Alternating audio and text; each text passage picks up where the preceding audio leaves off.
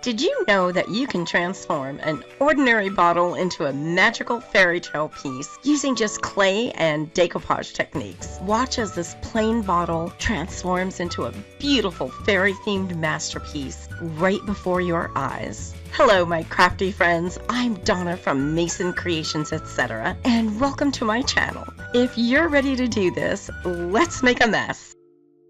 I'm going to get this bottle prepped and ready to paint by wiping it off with an alcohol wipe. This will remove any dirt, debris, and fingerprints. You want your bottle nice and clean before you begin.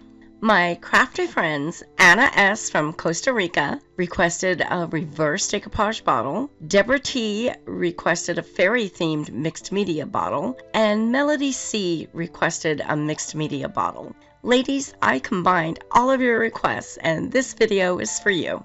I'm going to brush on Polyvine's multi-surface lacquer in a dead flat finish. This is a great primer for any shiny surface, such as glass, plastic, or ceramic. I'm using the dead flat finish because I want to remove the shine.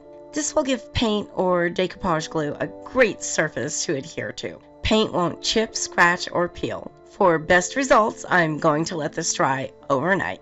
I only painted the back and sides of the bottle where I'll be decoupaging. This and all the products you're going to see me use today came from decoupagenapkins.com, my wonderful sponsors. I just love this rice paper. It's called Druid Forest and it has a real mystical look to it. It's a great background for my fairy theme. I'm getting the paper prepped by removing all the white edges and shaping it into a circle to match my bottle. I'm using a water brush to remove all those edges. The paper tears much easier when it's wet. You always want to tear your rice paper or napkin instead of cutting it. A torn edge is much easier to blend than a sharp cut edge. A water brush has a cartridge that you fill with water and then brush it on the napkin or rice paper. The water dispenses easily, so this is really convenient. You can find this in my description box below in my favorite tools section, just in case you want to check it out. Since the bottle is round and has a slightly domed surface, I'm adding little tears all around my shaped rice paper. This will allow the paper to lay flat on the glass. The tiny pieces will overlap each other instead of causing a wrinkle. I'm using Polyvine's Decorator's Varnish as my decoupage adhesive today. You can use this product as a varnish and an adhesive. All the Polyvine formulas can double as a decoupage adhesive. It works so much better than the most popular brand of decoupage glue. It's not a glue, so it doesn't go on thick and lumpy. It's a varnish, so it dries crystal clear and will never yellow. Where are you watching from? Let me know in the comments. It's fun to see what cities and countries you are all watching from. I'm filming from Las Vegas, Nevada, in the United States. Any varnish I got on the front glass, I wiped off right away with a damp cloth. I sprayed a piece of a Ziploc bag with some water and used that to smooth down the rice paper. The water keeps the paper from sticking to the plastic, and I'll let this dry for a few hours.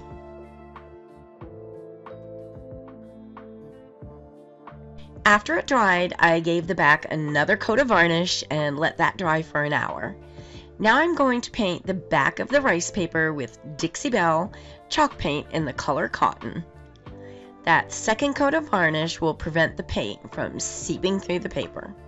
Make sure you always paint white or a very light off-white wherever you're going to decoupage rice paper or a napkin. White allows the colors in your images to look more vibrant. Dark colors will make your images look dark and muddy. I'm not taking the white paint all the way to the very edge of the paper. Since I tore the paper, the edges are very feathery, and the white paint will show through all that feathering. So I'm stopping before I get to that. Now I'll let that dry for about 30 minutes. Decoupagenapkins.com is carrying 2 different types of silicone molds now. The smaller white mold is part of their new accent mold series. They are quite reasonably priced and have such amazing detail. There is quite a large selection to choose from. The brown one with the fairies is part of a designer series, and they are all very high quality mold. I'm using DOS clay and pushing it into my mold. I'll remove all the excess clay and then pop this into the freezer for at least 20 minutes for easier removing. The clay hardens in the freezer, so it'll just pop out of the mold and nothing breaks off, like delicate arms and legs. If you want to see an in-depth video on how to work with air dry clay, click the banner in the top right corner of your screen. I'll also leave you a link for that video in my description box below. Now I'm adding clay to my little accent mold. There is so much detail and I want to make sure I get all of it, so I'm rolling over the clay to make sure it gets into all those little cracks and crevices. I'm removing the excess clay and I'll add this one to the freezer as well. Okay, fresh out of the freezer. Look how easily this clay just pops out of the mold. Putting them in the freezer is such a game changer. I always take some time to clean up the edges on my clay.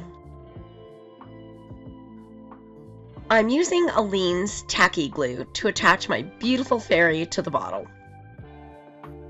I'm using a brush to make sure I get the glue everywhere and right up to all the edges. If you have any trouble spreading the glue, dip your brush in some water. I always add my clay to my piece while it's still wet. This way the clay will dry form to your bottle. If any glue seeps out from under the clay, I'm wiping it off the glass right away with a damp cloth and a Q-tip.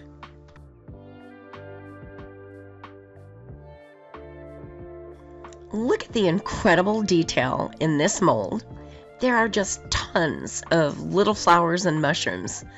I just love these little accent molds. You'll be seeing me use them a lot. I'm really impressed. DecoupageNapkins.com has such a great selection of napkins that you can purchase one at a time. They carry many other craft supplies such as rice paper, paint, clay, molds, and a great selection of polyvine products. Over 9,000 products and growing. They are wonderful to work with and will send your order out fast. You'll receive free shipping on orders over $75 and special bonus points for orders over $100. Subscribe to their newsletter by entering your email address and you'll receive 10% off your next order. They are truly your one-stop shop for craft supplies. Make sure you check them out. I'll be leaving links for all the products I use in my description box below. This mold is very shallow and is difficult to use clay with. I'm using cream paste instead of clay. I'm using a palette knife to spread the paste over the mold and into the molded areas. Then I'm scraping off the excess. I'll let this dry overnight. I'm using an alcohol wipe to remove all the excess dried cream paste from the borders of the mold. These remove so easily and are very flexible. They are so easy to add to your projects because you can mold them over any type of curved surface.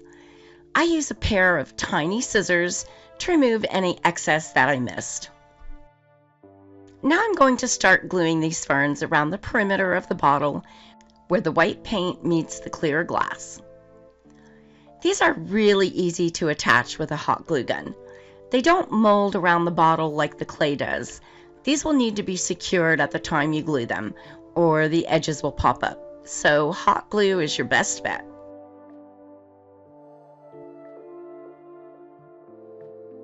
I test all the products that I recommend in my videos. I won't recommend anything that I haven't used myself and prefer.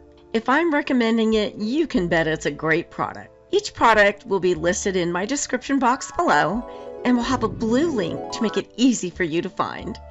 Any of the links I provide are safe for you to click on. I also added a few little clay flowers here and there.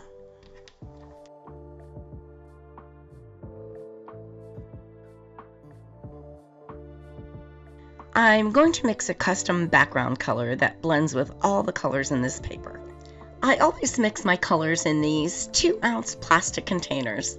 They have lids, so the paint stays fresh for at least the duration of my project, just in case I need to do any touch-ups. I'm mixing charcoal gray along with Pentart pine green and Dixie Belle black.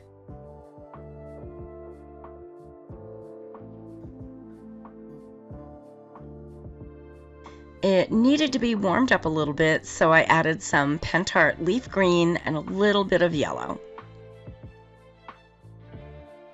Then it wasn't dark enough, so more black.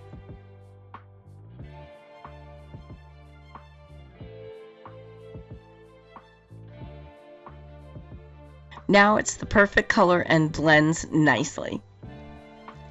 I'm going to paint the entire back of the bottle with my newly mixed gray paint. I'm also painting all the mushroom molds with that paint. I'm going to do something interesting with them. Instead of painting all the little flowers and mushrooms, I'm going to do a lot of dry brushing. I'm also painting the bottom of the bottle and around the neck.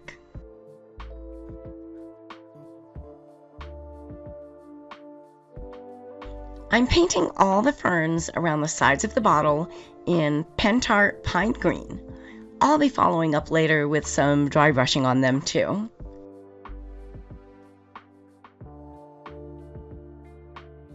To make a nice skin tone for the fairy, I mixed Pentart in the color Compact along with some white to lighten it up a little bit.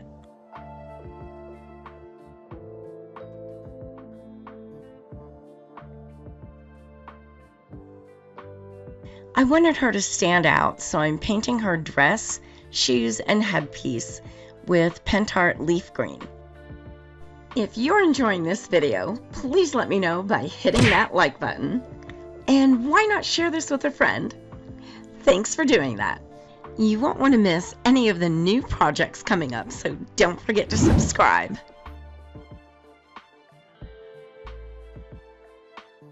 I painted her hair Pentart dark sand, and the little flowers on her headpiece Pentart mallow. Her wings are painted with Pentart country rose, which is a really pale pink. All of the individual flowers I painted mallow, rose, and light orchid.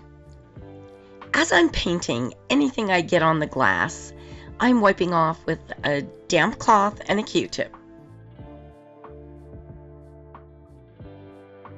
What I'm going to do now is almost a reverse antiquing. I already have my dark color as a base, and now I'm going to add some color to just the tops of the high areas. I'm starting off with these 2 large mushrooms and making them red. I'm painting them a little over the edge, but not to the very bottom. I want some of that dark gray to show. It will give this piece a lot of depth. I'm using a light beige for all the mushroom stems. I'm getting very little paint on my brush and just dragging it along the tops of the stems. And again, not painting to the very bottom. This technique is going to give me a lot of shadows from underneath. I'm wiping most of the paint off my brush so I don't get any large globs of paint anywhere. I'm using Pentart paint in the color yellow red clay on some of the mushroom tops.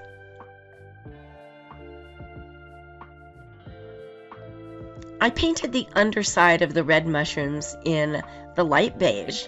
I used dark sand for the rest of the little mushrooms. I'm sure you guys have noticed that I use a lot of Dixie Belle and Pentart paints. These are my absolute favorites. They both go on super smooth and creamy with really good coverage. I rarely, if ever, need a second coat of Pentart, and that goes for the metallic colors as well. The little grouping of flowers gets mallow. I'm using Pentart Vintage Green and dragging my brush over top of all the foliage.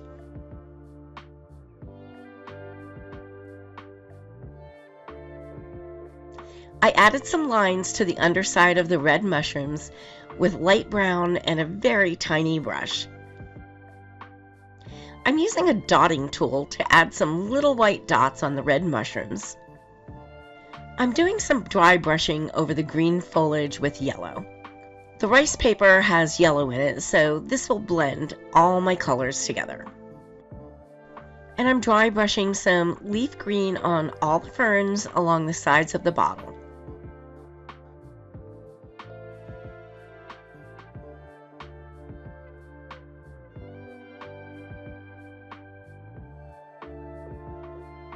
Then I decided they needed a little bit of the yellow as well.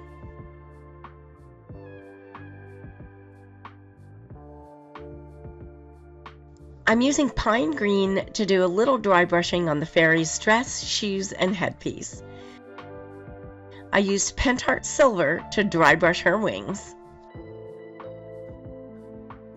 I let the paint dry for about 30 minutes. I'm going to be doing some antiquing and need just the fairy and all the individual clay flowers to have a gloss on them for right now. I'm using Polyvine Heavy Duty Wood Varnish in a satin finish. This is a remarkable product and I use it a lot.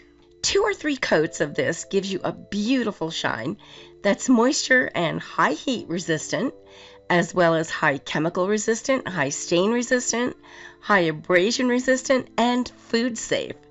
This works wonderful on any painted or decoupage surface or shiny surface that has been coated with Polyvine multi-surface lacquer.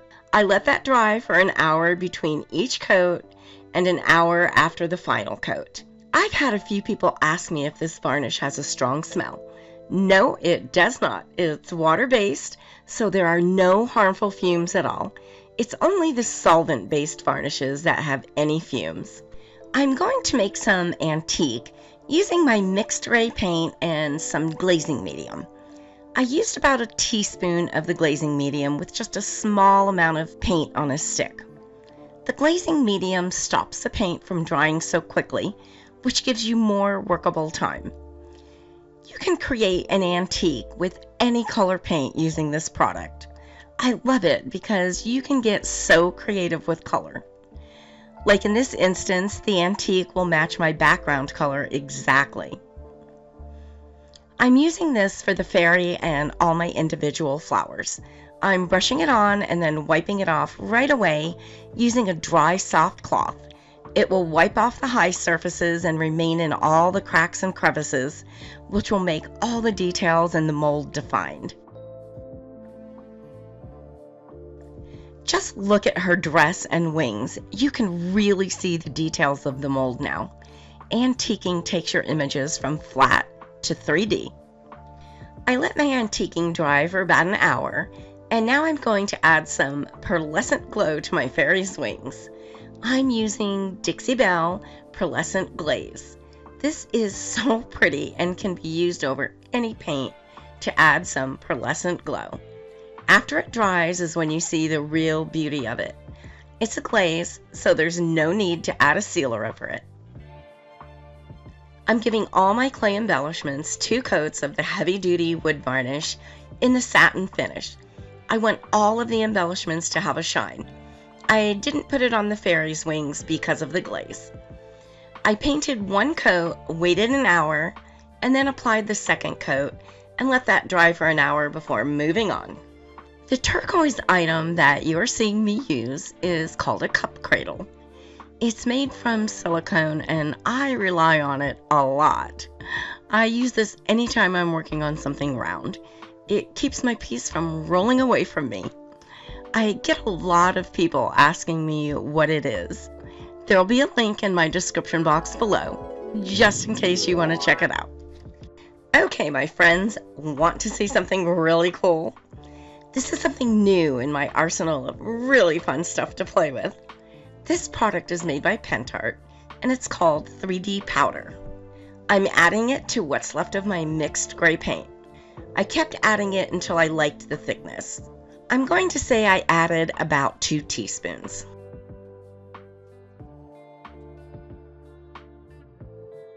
I'm going to add this over the gray paint on the back of the bottle, and boy does this add some really cool texture. I applied it with a paintbrush, mostly patting and brushing it on. I added it around the neck of the bottle, front and back, and around the top. I'm working on some great spring projects right now. A lot of them are requests that I'm excited to be making. I love planning projects around your requests. Just please be patient. I get quite a few of them, and I get the projects out as quickly as I can. I love hearing about what you'd like to see, so keep those requests coming. I'm going to give all the gray paint 2 coats of the heavy-duty wood varnish in a dead flat finish this time.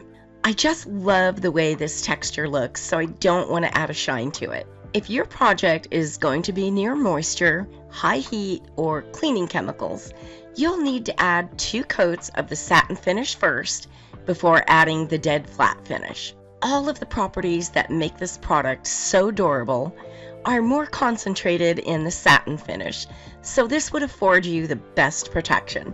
Time for some highlighting. I'm using some wax rubs in gold, pearl white, and mint sparkle. I'm using mint sparkle on the fairy's dress, shoes, and headpiece. This adds some really pretty highlights and makes her shimmer. Notice that I add some on my finger and rub it together with my thumb. This will keep a large amount of product from ending up in one spot. I added pearl white to her wings for some extra shimmer,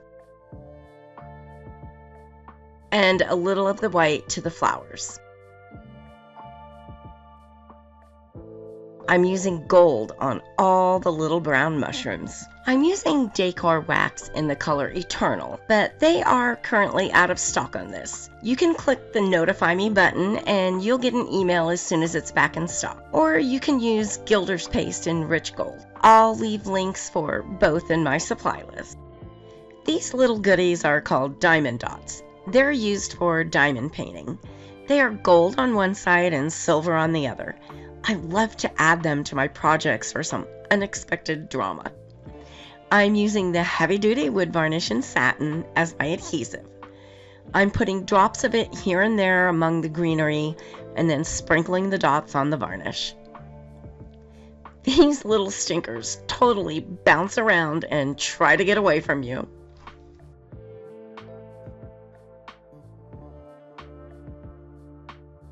I'm going to add this really cool cork to my bottle. It has a rechargeable light in it that will shine inside the bottle. I marked how far down the cork will go into the bottle, and I'm gluing twine to the upper portion of the cork. I'm painting a leaf that will be glued to the cork. I'm painting it all the same colors as the bottle. I'm using leaf green as my base color, like the fairy's dress. I sponged my gray paint around the edge and dry brushed a yellow center. Don't forget, all of the wonderful products I'm using today can be found at my favorite place for craft supplies, decoupagenapkins.com, and I'll leave you links in my description box below.